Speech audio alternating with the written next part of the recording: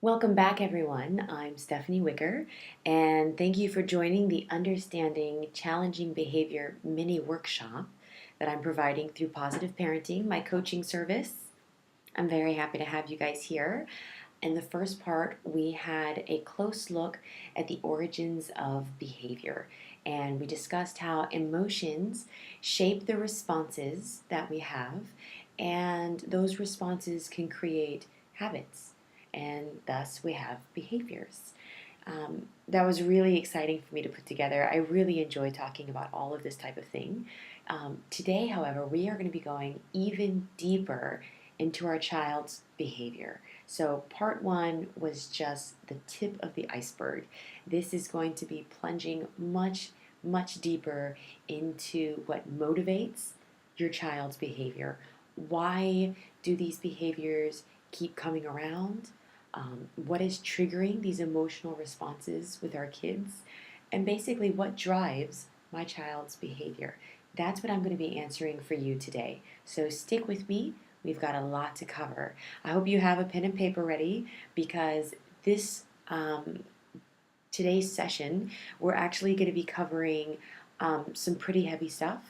And I want you to be ready to take notes and to do a lot of self reflecting as we go. So, what we're talking about is the motivation behind behavior. What keeps bringing these emotional triggers that are shaping negative behaviors in our home? So, I've created a formula, and this formula is if you've read any of my ebooks, or if you've read any of my blogs, or if you've watched any of my very old YouTube videos. I'll be making new ones soon, thank goodness. Um, then you'll see that I always have behavior solutions and behavior strategies. All of them are based on specific formulas that I use, and this is one of a couple formulas that have served me well in the past 12 years of working with families. So I have found that motivation basically breaks down into three things. All right, there are three possible candidates that are shaping the behavior in your home. And we're going to go into all of them in a bit of detail and hopefully help you reflect and see what might be affecting your child's behavior. Once we know what the motivation is, then we can take action. So it's pretty exciting, all right? So the three things that I look at is change. It can be tiny change, it can be big change. We'll talk about that in a minute. It can be routine, perhaps a lapse in the routine or a complete lack of routine. That'll definitely affect the behavior at home. And lastly, our relationships. Relationships are a massive emotional trigger for our kids, and we're going to discuss that in detail. So stick with me, it's going to be great. All right, let's get into change. So, life is full of change. We all know this. But for kids, sometimes in a child's life, especially when they're very young, their day to day routines change. You know, they have daily change. Sometimes it could be something small, like going to a new daycare or mommy going back to work full time. All right, those are significant, even though they're quite small. Or it can be a huge change, like divorce, or a new baby in the family, or moving to a new city. All right, all of these things will definitely come into play when affecting your child's behavior. So there are definitely things to consider. It can be a small change, it can be a huge change, because to a child, they're all the same. Tiny changes are massive. Huge changes are massive. Everything's massive for a little kid. All right? So, like we discussed in the first one, we've learned strategies over time that help us cope with change, help us cope with our emotions. However, children don't have those strategies. All right? We need to teach them those strategies. Because of their lack of experience, that leads to a lot of difficult emotions for our kids to handle. And we're going to see a lot of behaviors pop up because of that. So, one thing that I really want you to consider is any change that might be going on in your home.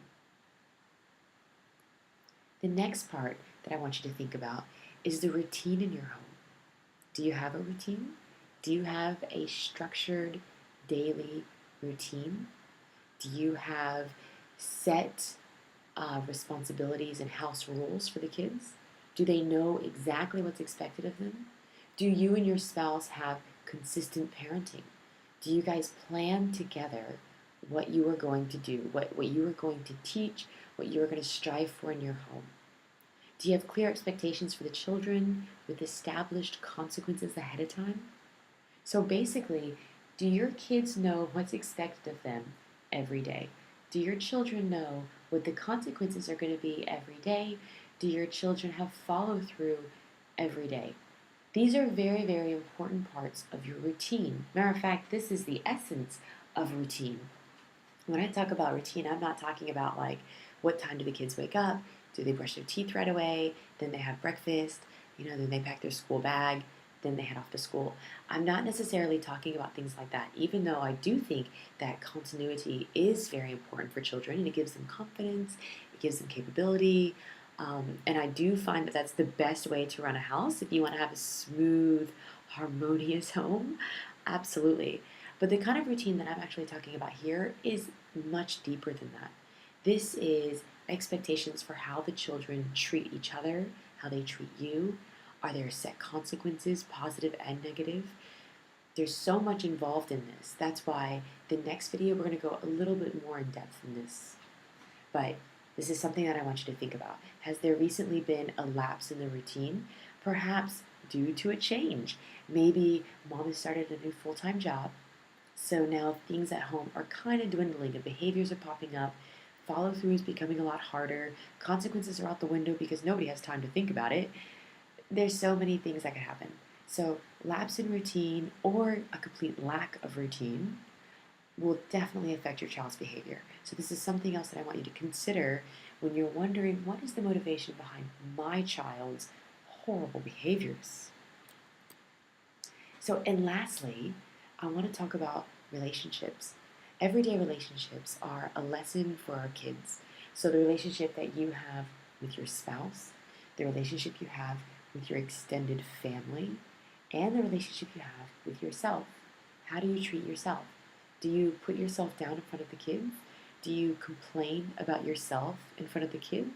Do you ever call yourself stupid in front of the kids? Something to think about, because children learn by copying what we do. So your child is going to mimic exactly what they see the most. So who do they see the most?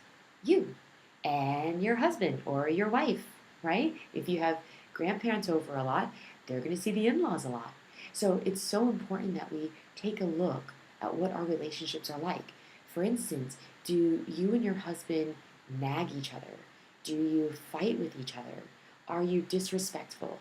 Do you put each other down maybe when the kids are around?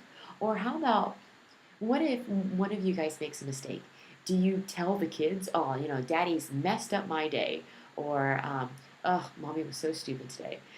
Things like this go a long way. Those kids, they're learning what relationships are supposed to be from you, from your daily example. What about your relationship with your extended family? Do you complain about your in-laws? Do you treat them rudely or talk rudely behind their back in front of the kids? If you do, now, not everyone has great relationships with their in-laws. That's fine. But what isn't fine is sharing it with your children. That is what teaches kids how to treat others. So if you find that your son or daughter are really rude to you, and they're really rude to grandma and grandpa, or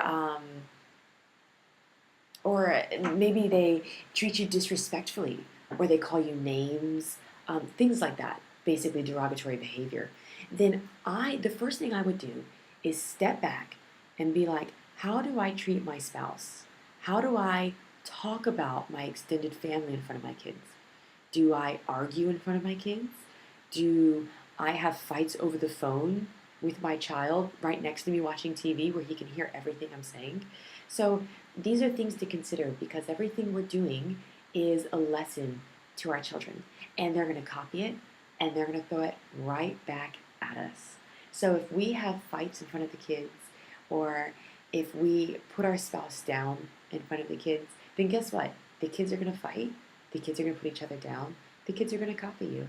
So, what is the motivation behind your child's behavior? Between those three things, I want you to choose something. Is there a change that's going on at home? It could be tiny, it could be huge. It could be something simple like his baby sister just learned how to walk. That's a change, all right? And he feels like he has to compete with that change, perhaps. It could be something so small. Or it could be something huge, like Daddy and I, we just decided that we're going to get a divorce and we're moving into separate homes. We still treat each other great, we have a great relationship, however, we're moving into separate homes. This is a huge stress producer for kids. We need to teach them how to handle the anxieties of change. What about your routine at home? Has there lately been a lapse of routine, or maybe there's just no routine at all? Maybe this is something that you haven't quite learned yet. Maybe you didn't understand the importance of having set consequences and follow through and consistency in goals for your children. Maybe having a routine is just not part of your day-to-day life. And what about the relationship with your spouse and your family members? Do you have a great relationship with your partner, whether you're divorced or not? Do you treat each other with respect? Do you lift each other up? Are you comforting? In front of the kids, do you share a positive, are you a positive role model in front of the kids? So this is something to think about. So this is a very short video, but it's also a very heavy video. This is a lot of self-reflection and a lot of very meaningful content. So I encourage you to look at these three questions and to decide which one, if not all of them, is affecting your home the most. What is affecting your child's behavior? I would love to hear back from you. This would be an excellent opportunity for us to get in touch because I can help you with all three of these areas, and I would love to do that. So I encourage you to respond. You can reply to the email or you can contact me through my website, and you can tell me what you think is motivating your child's behavior today. Why are you seeing ugly behaviors pop up? In the next video, I'm going to answer the most important question of all. Is there anything I can do about it? And guess what? The answer is yes. The answer is heck yes. There is so much you can do. So the next video is going to be very uplifting. It's going to be very exciting. So I hope you join me for it. Thanks.